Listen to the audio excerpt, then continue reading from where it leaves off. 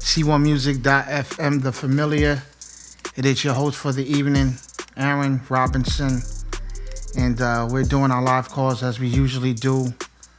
The number to call in, if you're calling into a live call, is 908-316-8630. And if you are calling from a computer, you can join us by typing in the URL uberconference.com/C1 Productions. All right. I have a panel in here tonight.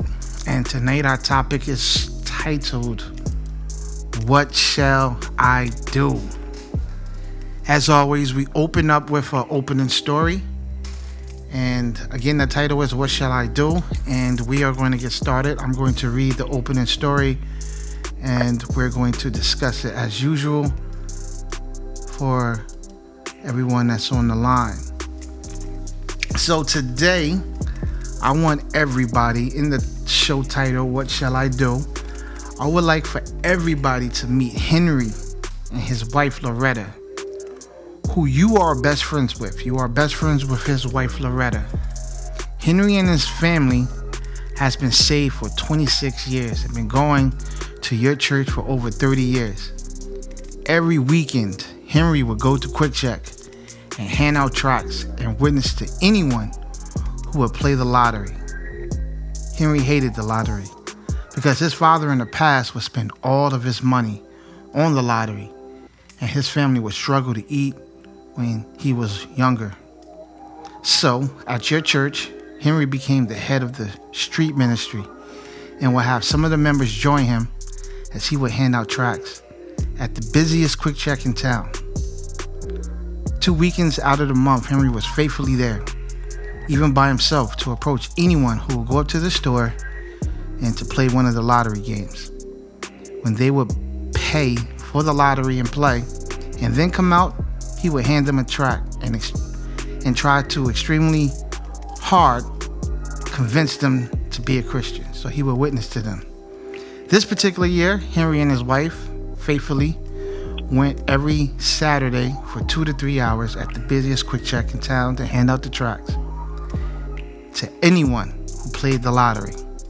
It was Thursday, Christmas Eve, and Mr. Jefferson, who is Henry and Loretta's neighbor, handed Henry a card and said, Merry Christmas. Inside the card was a scratch-off game from Mr. Jefferson stating, Merry Christmas. I hope you win big. As he walked in the room, leaving the scratch-off on the table, Henry was upset that Mr. Jefferson would even give him a scratch-off card.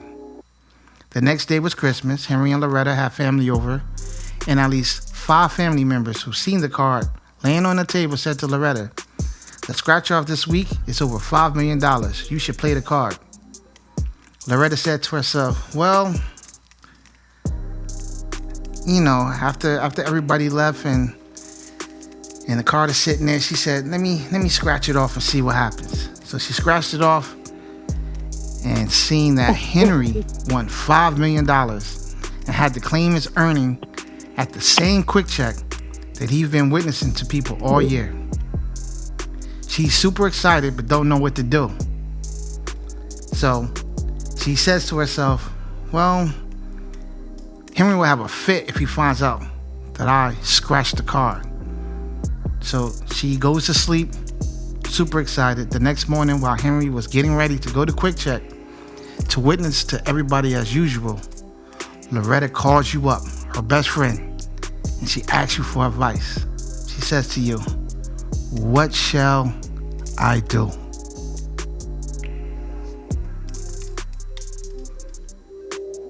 What shall I do? Talk to me. I think she must give it away, the scratch card, because the whole year they were so determined that it's wrong and nobody should buy the tickets and things like that. So now that there is $5 million connected to it, she can't change her mind. That would not be right. So it is obviously easier said than done. But the best would be is to give the guy that bought the ticket, give it at least to him then. Wow, $5 million? You just gonna hand it over to him? It won't be easy, definitely not. But that would be the right thing to do if you think that they've been um, basically in front of the store the whole year telling everybody not to buy the tickets. So $5 million can't make you now feel that um, it's right to do. That's serious. I commend you for that, Marinka. I want to hear who else agrees with your decision. Wow. 5 million. I agree. I agree with her in the sense that she's saying that hey, that's something you've been preaching for long, because that's what everybody's praying for, to win money. So the fact that the only difference is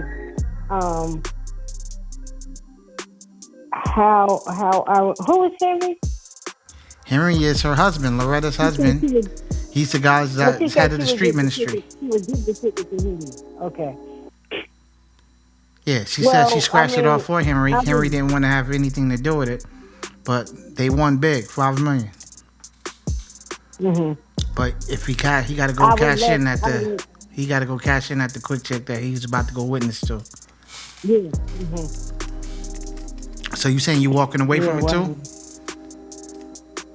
I think I would at least tell him what I did. Okay. You know, I don't know. Would you be trying to convince him to go down there and cash in, or you be like, I support you either way if we walk away from it? Yeah, well, yeah, I'd have to. Boy. Yeah. Marinka But, might be right though, because it's I a think she gift. is right. She is right. She's a gift.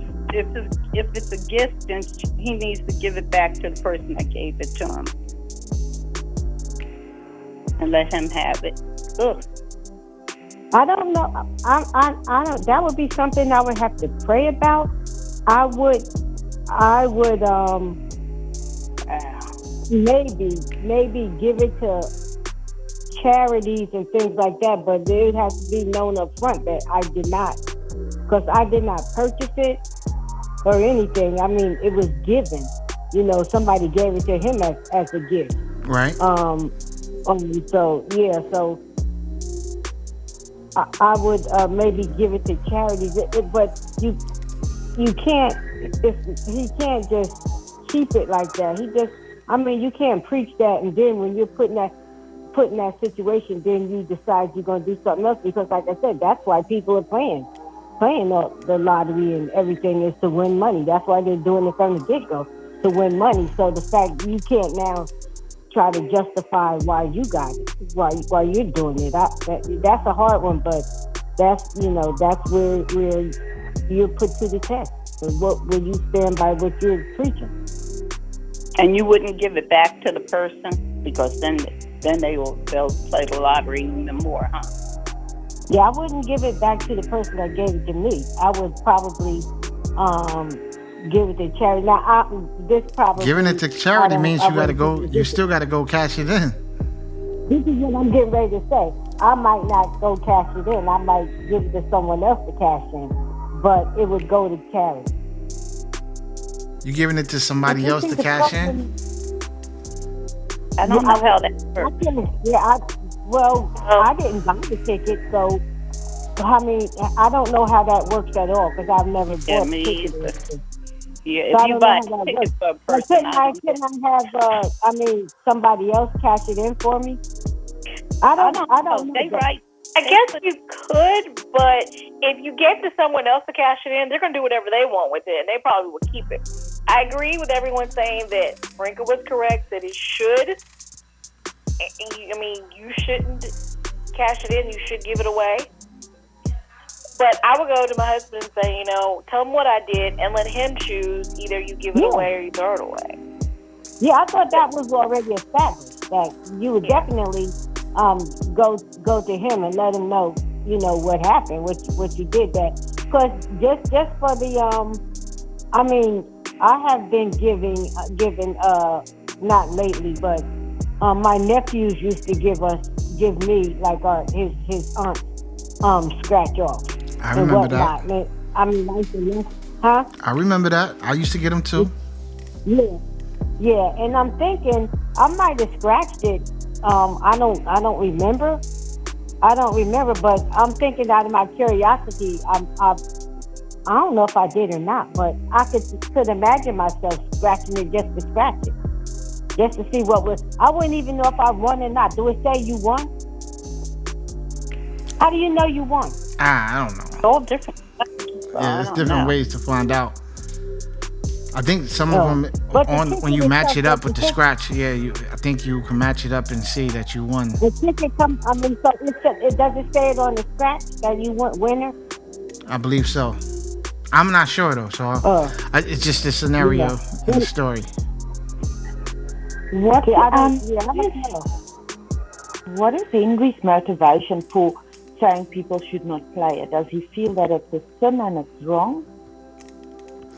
Well, it says here in the story that his real motivation is the effect that gambling had on his family when he was growing up. His father would spend all his earnings on gambling and then left them to struggle to eat. So he's against gambling altogether because of that reason. But His you father would think never My, win. but the, But it's not a spiritual reason. It's a life well, lesson well, reason. to me, I always thought that if you're taking a chance, you're buying something at a chance to win, then you're trusting in the lottery or trusting in something else rather than trusting in God to supply your needs. You're hoping or taking a chance on something to supply your needs, to give you money, as opposed to trusting God to supply your needs. Would God tell you to go play the lottery to win? If I So win, you can, if I win $5 million, I would sure hope God sent it to me, and I would pray about it, I was and I waiting for would somebody hope to that say He that. decides. Yeah, I would pray Yeah. about it. I would hope that He decides in my favor when it comes to that $5 million. Right. I was I waiting don't for well, he think somebody could to do say that God blessed you with that But 5 million. different. But yes. that's different what we said at the beginning. Right. But I was waiting for to see who was going to say that. Maybe God was blessing you with this 5 million. But see, I don't know if God would use that method to do it. I'm saying sometimes Satan fools us into thinking something is from God when it's not. That's like how we would say, "Oh, God bless me with a job," but then it's taking you away from anything you were doing for Him, taking you away from your family, doing everything. But you saying, I mean, it's like, how does that work? Did God really bless you with that? Everything that we get that even may help us financially may not necessarily be God's way of doing something. It might, in the long run, destroy more than it builds. You might get some money, but lose your family and lose your spiritual walk and all of those things. So I'm saying you have to know that what's happening, is it actually from God? I wonder if he would just tear it up. Would you want him to do that? 5 million on the table? Would you want him to tear it up? Well, I would I'm not gonna have it. Tear it up before Oprah scratching it. Yeah, But she scratched it herself, so she's calling you to say, "What shall I do?" Yeah, she scratched it. She scratched it Yeah, herself. yeah, she scratched it. So go ahead, Miss Plummer. What you was gonna say? No, I was just wondering that after she tells him, maybe he'll say, let's just throw it away because we shouldn't have had it in the first place. So is that what you expected him to say? Is that what you? Is that what you want him to do? It's 5 million. I'd be doing a lot of praying because You would have to, definitely, because my thing is my thing would be to help, split it up, give it to charities and different, help different places and whatnot. So to do different things, and that would be my thinking because I didn't buy it. I would have never bought it, so it wouldn't have been mine. Well, I'm glad to say Anyway. that you mentioned that because according to me and my belief that when you have something like that, it's considered from what my people call it, it's sin money.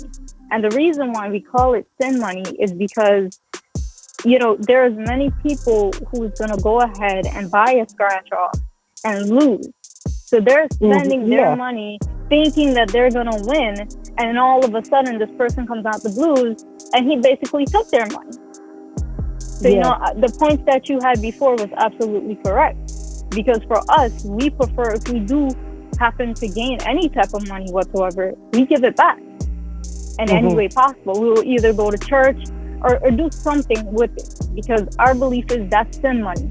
And even if we do happen to keep it, the same way we get the money, the same way we're going to lose the money. Because, our belief is you have to work for it. You saying send money or spend money? Send money. Sin, S-I-N. Okay, yeah, yeah. Send money. Send. Yeah, yeah, yeah. But that's what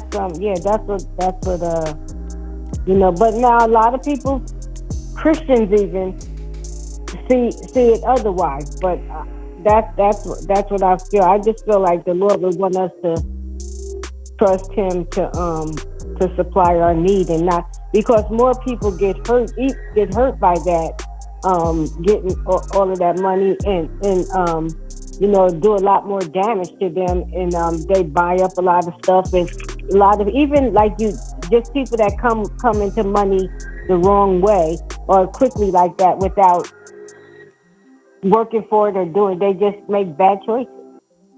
And that's absolutely correct, because if you really do think and you look in the past history of those who win off of lottery tickets, they all end up broke. They didn't choose anything wisely to do with that type of money. And that's why they ended up the way they ended up today. I mean, I'm not gonna, be on here and be a hypocrite, but my family do happen to buy scratch off. But when they do, they give it back. They'll eventually go to church and they'll buy something or donate it to the church. We don't keep that money because we know that the same way we get it is the same way we're gonna lose it, and we don't want to end up that way. We do it for fun, like you had said earlier. You don't even know how to check to know if you win or if you lose, but we just buy it for the fun of it. And I wouldn't even buy it. I would, like I said, how I got it, it was given just like in the story. It was given as and I'm thinking, I don't ever remember scratching them off, but I'm just assuming at some point I would have scratched it off just to see. Not to think that I won some, because I wouldn't even know that I won. I just wonder what's in it or how it works. But yeah, I have my family. I don't are into that stuff too. Some of them, or do that too. But also that can be addictive. Whereas you wound up, and a lot of people have issues, gambling issues, and different issues like that, and they don't even realize that they do. And you know what? You're absolutely correct. Issues that you gotta go, you gotta do, you gotta buy, you gotta do this all the time, and then the casinos in the different places set you up to give you things to keep you coming back, and and people don't realize that they have issues. And that's exactly like the slot machines. At first you're gonna play, and in the beginning you're gonna start to win, and then after that, what happens? You end up losing. Once you continuously start to play and you get the feel of everything and the hang of everything, just like that, the same way you got it is the same way you lost it, because you have to use that same money to go back and play again. So what you won in the beginning is what you lost in the end. So it's really not worth it. All right. Yeah. So to bring it to full circle, especially for my new callers who joined in. Again, we have a story here where there's a gentleman named Henry and his wife Loretta, who in this story you're best friends with. Her husband goes to Quick Check every Sunday or every weekend Saturday for a couple of hours to witness and hand out tracts to anybody who plays the lottery. So he picks the quick check that's nearest to him. And quick check for you, Marinka, I don't know if you have quick checks out there, but it's just a convenience store. And in that convenience store, you're able to play the lottery. So it's the holiday season, and the next door neighbor hands Henry a lottery ticket. He's upset that he received a lottery ticket because in the past, he grew up in a household where his father used to gamble and play the lottery and lose all his money. And so for those reasons, Henry feels some type of way about it. So he took it upon himself to join a street ministry at your church where y'all all go in fellowship. And he takes him sometimes go by himself, or him with a couple of church members go out and stand in front of this quick check and hand out tracts. But Henry specifically hands out tracts to anybody, or he approaches anybody who he see plays the lottery. And it's the holiday season. Henry receives it. His wife Loretta scratches it off after a few people from the family said that this particular weekend for Christmas, the holiday is a win big, and she actually wins $5 million. Now she's kind of in limbo because she's like, yo, we won $5 million, but I know Henry doesn't, he doesn't like this. And the next morning she wakes up, Henry's getting ready to go out to Quick Check, and she wants to tell him that, hey, God blessed us with $5 million. And she's really not sure what she should do. So the title of the show today is What Shall I Do? And she's looking for advice. What shall I do? So she calls you up and she asks, does any of my other callers that joined us want to speak on that? What would you do if Loretta called you and asked you for any advice?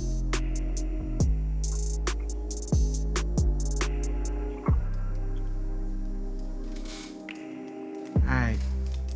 So that's where we are. So I want to bring this full circle. So are we saying, Marinka, are you saying, so your stance is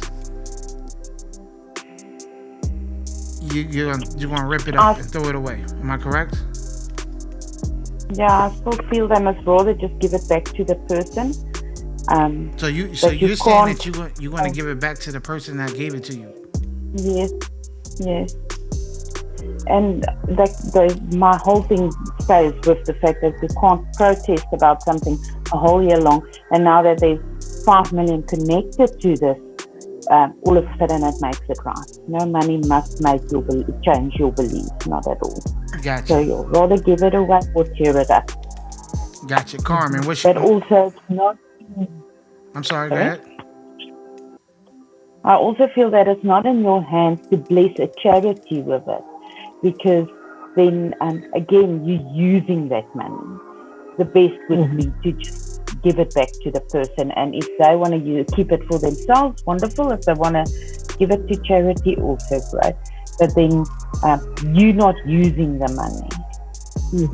Gotcha. I can see that too. I agree with her. I agree. Okay. Carm, what is your stance on this? My stance on this is that you definitely don't cash it in to give to charity because, like you said, Marinka said that you are using it. You can give it, well, it depends on my husband because it was really given to him. If he rips it up, then it just gets ripped up, or give it back to the person who gave it to him because now they have it because they bought it. So what if your husband wants to cash it in?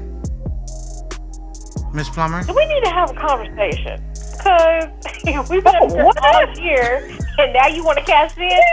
What do with it then? Miss Plummer, what you gonna say to him when he say he want to cash it in? It's 5 million smackles. I be saying, well, what have you been preaching all this time? Come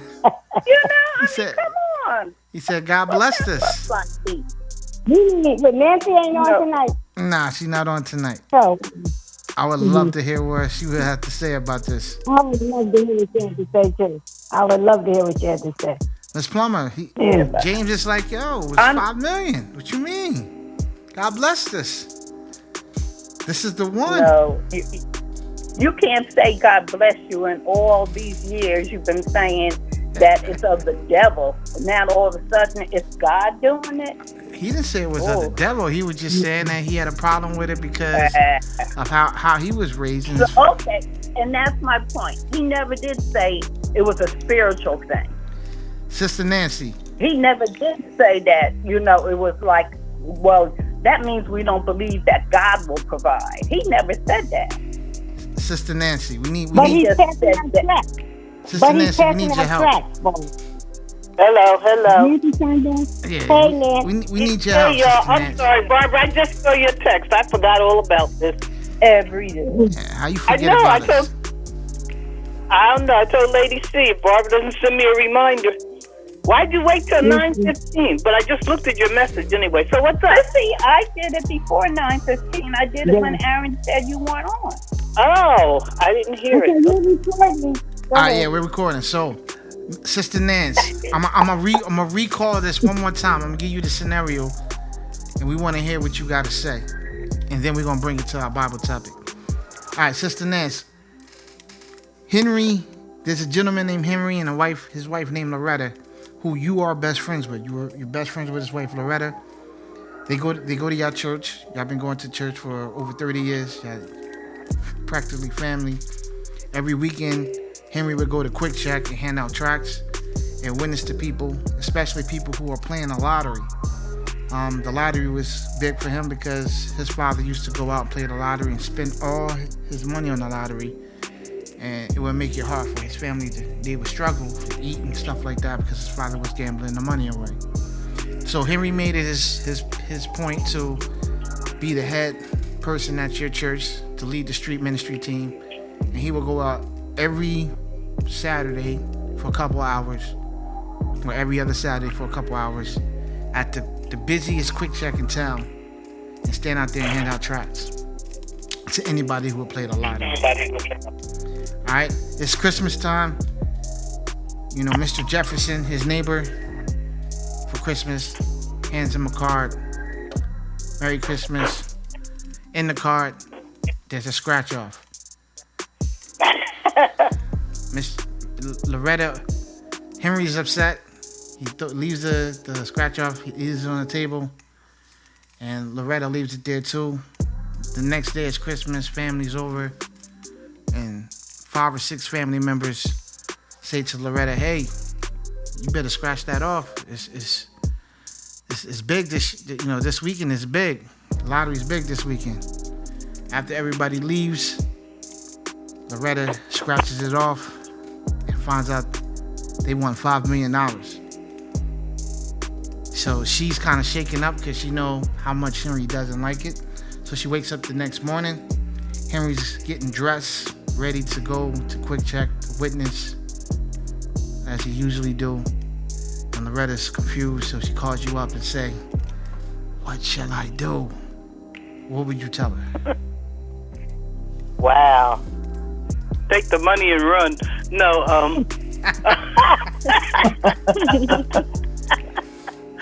wow. She should have never scratched it. That's first I tell her that. Exactly. That's what I'm saying. She should have never done that. Does she have the same commitment to this that Henry has, or is she just going along with him? She's going along with him. I mean, she goes out there and witness, to be supportive of her husband in street ministry, but outside of that, this is her husband's thing. Okay, I would tell her to tell Henry that she scratched it and that it's $5 million, and then let Henry figure it out. Let it be his issue.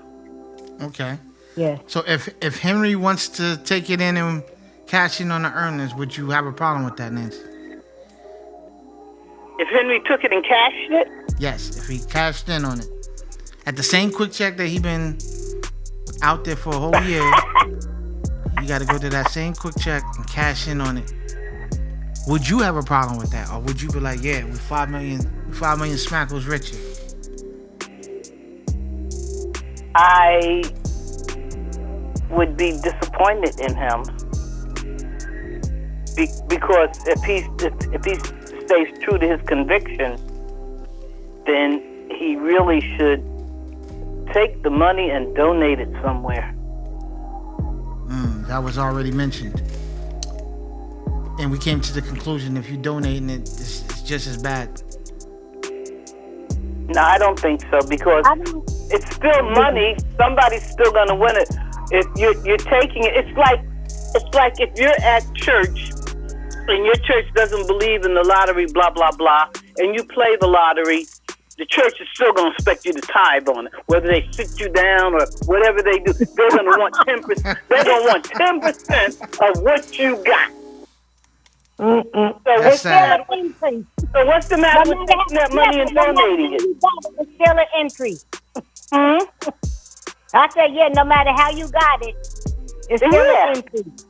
It's still So then what's the matter with taking that money and donating it to a charity? There's nothing wrong with that. So you telling me you would take that money, your husband would take that money, tithe it, and then hand it off to charity?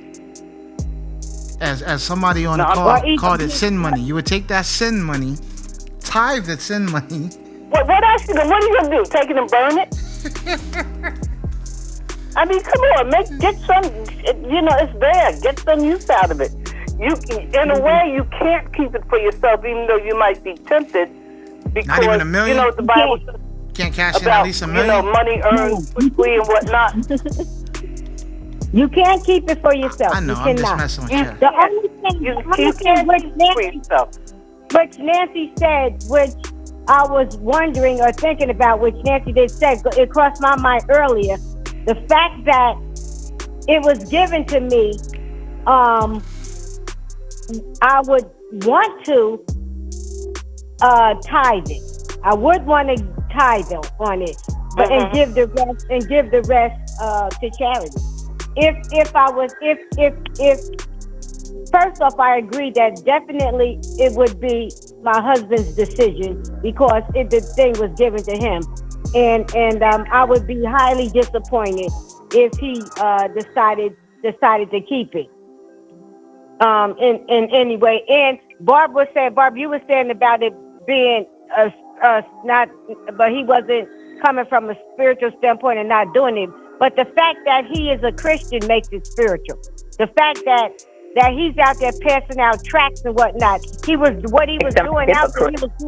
He was doing in the name of Jesus, in the name of his Christianity. So everything becomes Christian. The fact that he's a Christian, his whole life, everything he does is based on Christianity. It becomes Christian. If you're a Christian, you're a Christian in every aspect. One aspect or area of your life can't be, this part ain't God, but this part is. If you're a Christian, Christ has to be in all of it.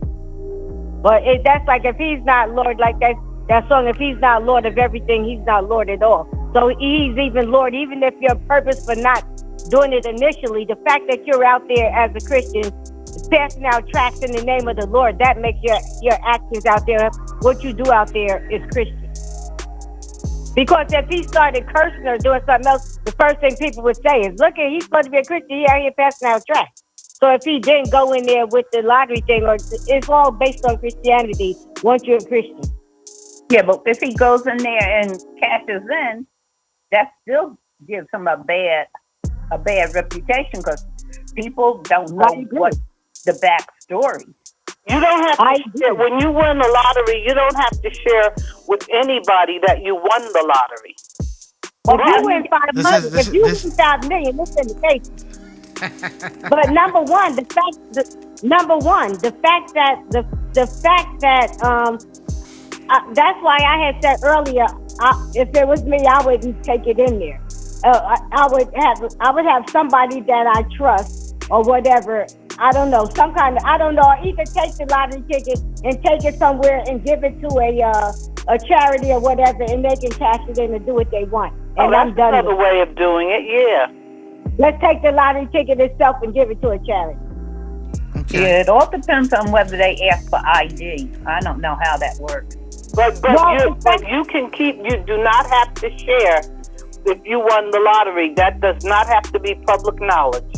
Yeah, but where do you go to cash it in, Sissy? In this particular place, I don't know where you go to cash it in. You have to go back to the store you bought it at. Check. You have a problem. Yeah, and they take your picture. They take your picture. Smile. Cheese. Say cheese. Look Say at cheddar. what you're winning. But I gotta tell you, there'd still be another part of me that would be dreaming of what I could have done with that money. Even though I know what the right thing is to do, and I would do the right thing, a part of me would be like, Lord, why? Yeah. Sister, But I just think it's all a test. It's all a exactly. What would you do? What would you do? We can't be like we can't be like Christ, because I'm saying and do the opposite. You can't say like that's why people buy lottery tickets are to win. So I'm saying you can't. You just can't. You can't keep the money. Gotcha. Yep, you can't yield to that temptation. In the Bible, doesn't the Bible say something about money gained quickly? You know. Yes. Something about that. It doesn't come to any good for you. Yeah, we talked about that. Yeah, we had that discussion. Yeah. Mm-hmm. Sister Jones, I would love to hear what you would do if you got a phone call.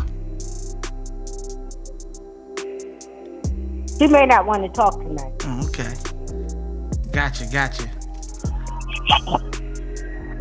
It was very interesting, and yes, I wouldn't want to keep the money because I believe that, like Nancy, I think it was Nancy that said, God supply all our needs, and that's who we're trusting in. So can't trust in that fast money. You got to let it, either give it back or don't take it, don't cash it, like you said.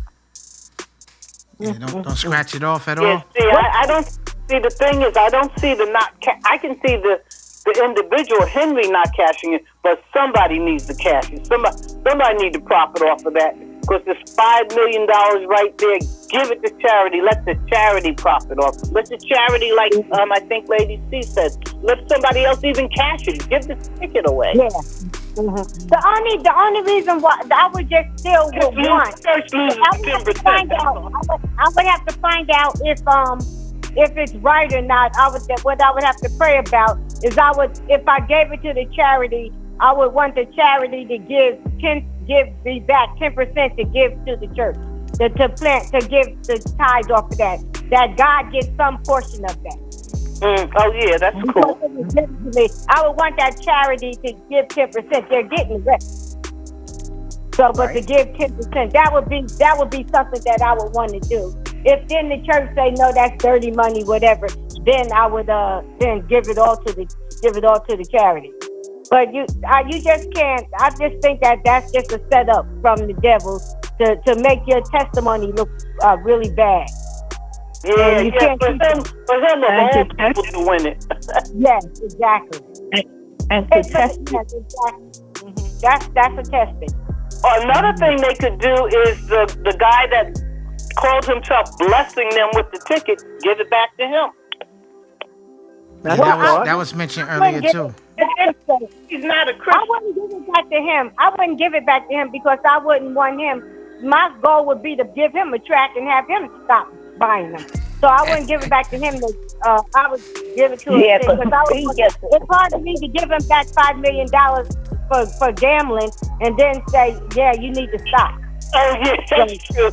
But then again, obviously he didn't give a testimony to that man, because why would the man give him a ticket?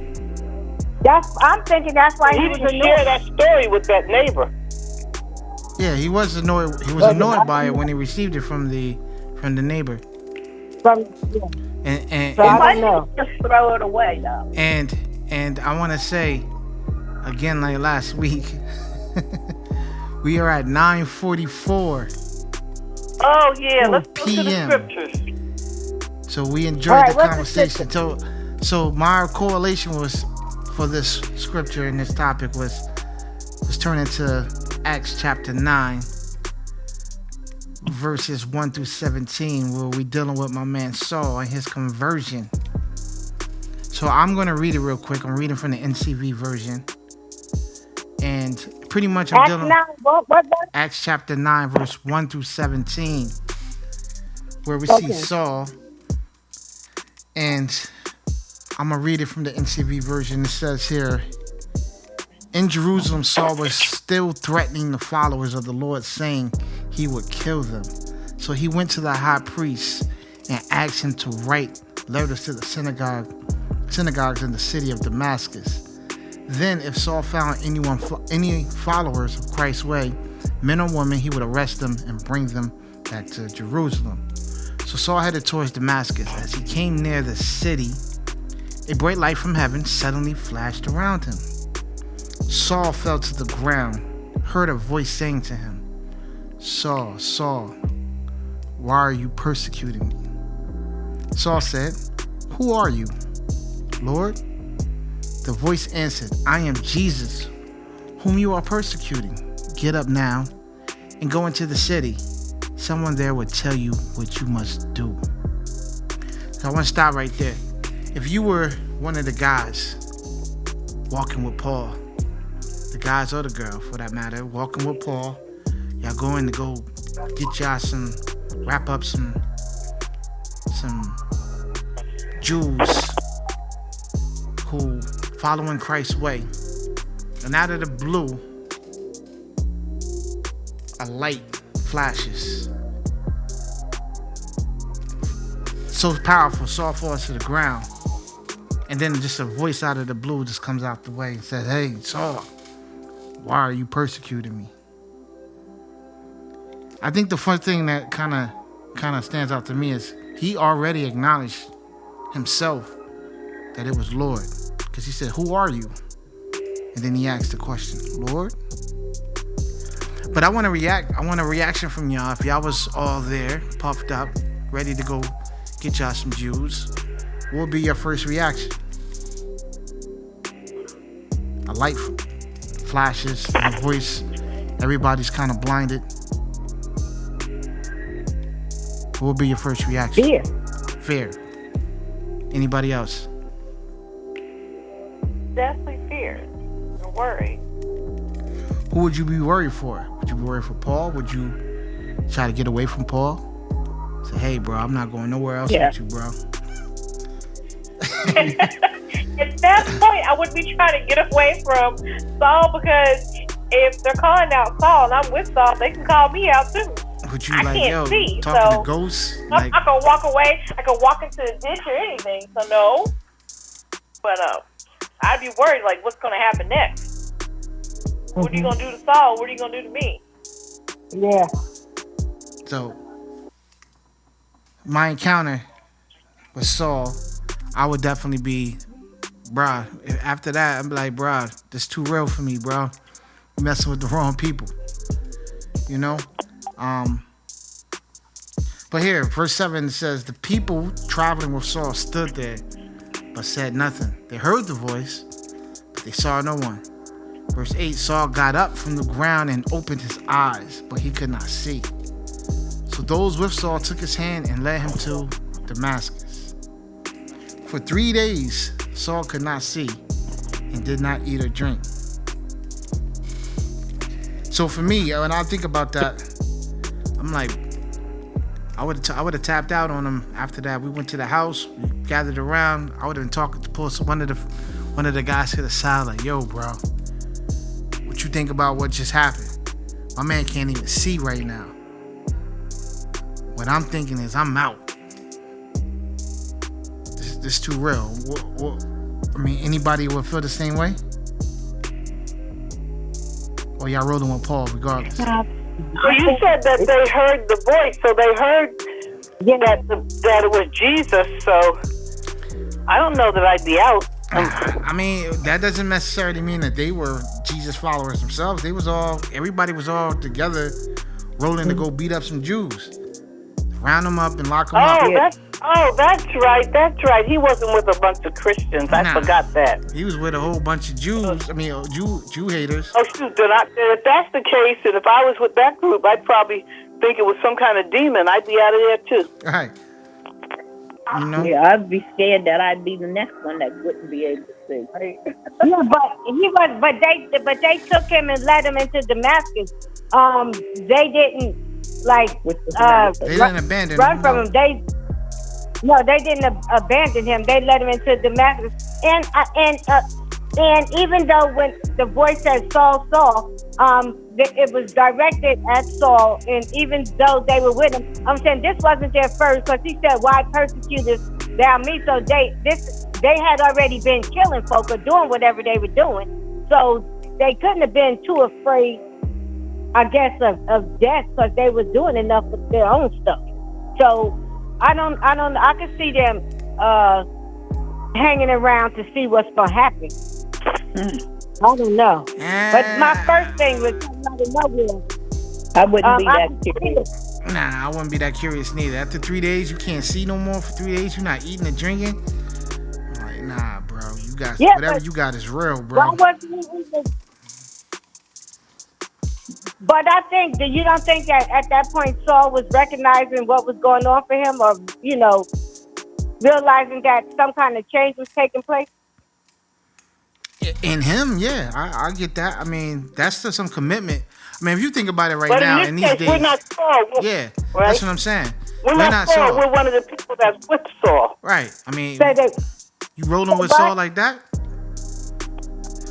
I would roll with Saul, because then the question is, if you walk away from him, you have all of those leaders at the synagogue talking about, where is Saul? What's going on? What's happening? You can't come back to them empty-handed.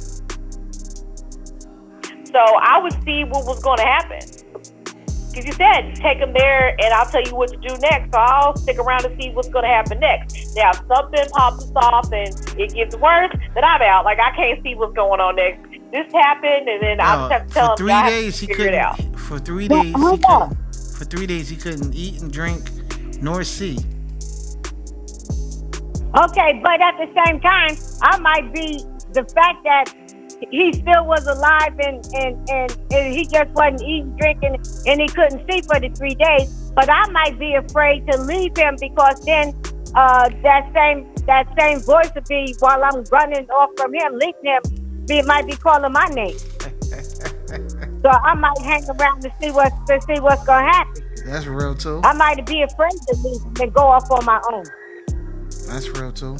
Because I was doing the same thing Saul was doing. And if that voice called him, it might get me at another but I'm spot. tapping out altogether, man. Like, if we was killing Jews and stuff, and I'm like, yo, Saul was the ringleader, and he had this.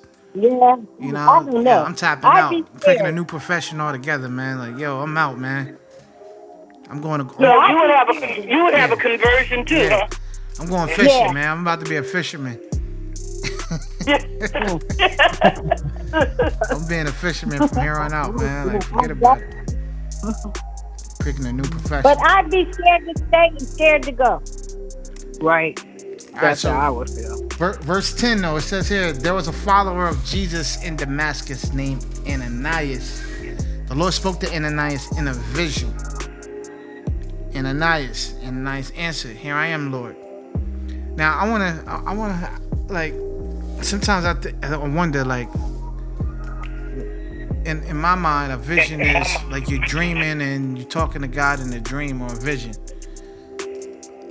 I would wake up from this vision and I would just be sitting here thinking, hey, was that real?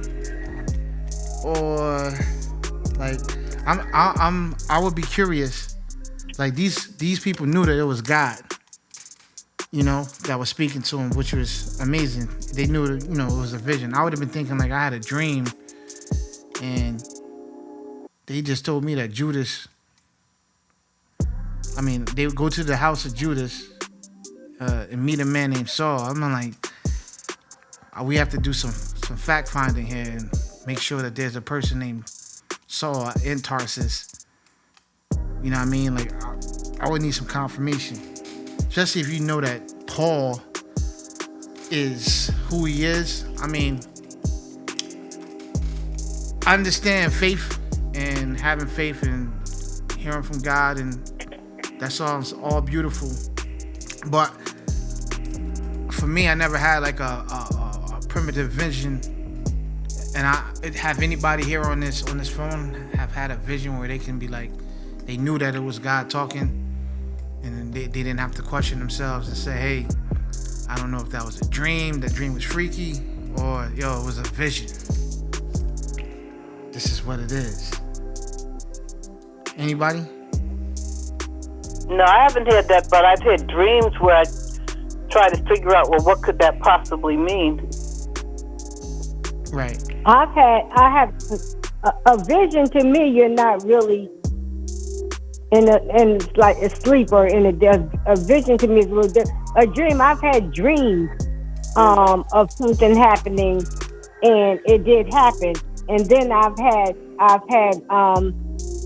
let's say, I won't even, whereas I've asked God, wasn't even a dream or a vision or anything, where I asked God a question, and got confirmation.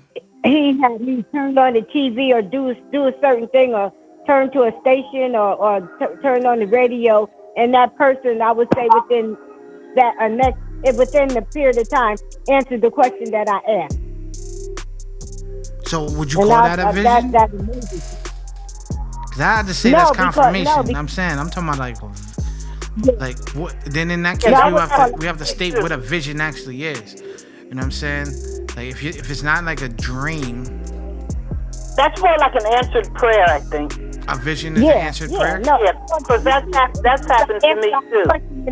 Oh, you talking about you talking about her? Yeah. So that I would consider that a confirmation as well. I'm not saying that that's a vision. I think a vision is where you see something, and then it happens. You see it and it happens. You see it. Here they're having something a conversation, like he's having a conversation with God, like yes, Lord. You know, like it's like you talking to yourself in a sense. Yeah, it's happening. Yeah, he sees it. It would be something more like a premonition in a way. Yeah. You know, that you see something that happened, and it's like deja vu when you wake up. Like, I've been here and I've done that, and this is what's gonna happen. Okay, so. But isn't it more like like it's happening at that time? Yes. Sometimes it's like you're gonna dream it, but when you get up, it's like, okay, you dreamt it already. Now you're gonna leave. Now you're actually gonna live it. So you know exactly what's gonna happen, when it's gonna happen. Now, I guess in a way it's like a second chance of fixing it. Or maybe that's just a way of something being shown to you in a way, like, okay, this is what's gonna happen. Be careful, or whatever the case may be. And then you live it. And then you live it. Sometimes it can be like that, or it could be something that's being shown kind of like a family member. I know I've dealt with an experience like that. I fell asleep and I dreamed of a car crash, and next thing you know, my cousin comes home and she tells me, she's like, yo, there's 2 cars that crashed on the way home. And I'm like, yeah, I kind of saw that. I just didn't know where it was. But to me, that's still a dream. If you a premonition or something like where you are live, present in the moment, having a conversation is something different versus I dream. I've dreamed stuff before and it happened afterwards too. Like, you know what I mean? But I wouldn't consider that having a vision. You know what I mean? But in any case, just for the sake of time, the tie-in for this with Paul was in a situation where he was persecuting Jews. He had let's say a situation with Jesus where he was approached, had a point in his life where he had to was pushed towards making a life-changing decision. And now he's going against everything that he stood for. And he had to make a decision to move forward and admit that he was chosen by Jesus to go through with this. And even with the situation with Ananias, because in this area, Jesus tells Ananias that Saul already knows, as he dreamed it as well. You know what I mean? So when Ananias shows up, it's It's like verse 15 says, the Lord said to Ananias, "Go, I've chosen Saul for important work. He must tell about me to those who are not Jews, to kings, and to the people of Israel. I will show him how much he must suffer for my name." And so, you know what I mean? I think even with Saul, it was easy for him to, God showed him how much he had to suffer. And the thing is, I guess, again, to tie it into Henry and his situation was the simple fact that in this situation with Henry, he had to make a decision, or we was all put to make a decision to go against everything that we stood for, to make the decision if you want to spend this money, if you want to take it, hand it to charity, if you want to call it doing good, or whatever the case may be. The coalition in this, Paul had to make that same decision, whether it was for good or for whatever. He is going against everything that he stood for in the very beginning. But it's 10 o'clock. Did anybody have any last words that we want to share or state based off of this, what shall I do? Which I thought about the topic or the conversational piece. It was a really good topic, and it was a good correlation between the story and the Bible story. Yeah, I enjoyed it. Yeah, we didn't get a chance to really break it down. Miss Edna, thank you for joining us tonight. I appreciate it. Hopefully you enjoyed the conversational piece. Vina, I appreciate you as well joining in, my regular callers. Anybody have any last words, any shout outs you want to give out? It was very interesting, and I'm glad First Lady invited me in. Yes, you're more than welcome to come. We record every Monday night. Please join us again. You're more than welcome. I certainly will. Thank you so much. Marinka, you still up? I'm still up, yes. Shout out to Marinka. You and be up, right? Do you go back to bed, Marinka? No, not really. I anyway get up in half an hour, so it is just half an hour. So now I go and I start packing lunches and doing the normal mom thing, and then my kids wake up at 5:30, which is basically an hour and a half from now. Shout out to Marinka. Oh, okay. Calling from South Africa. We appreciate you.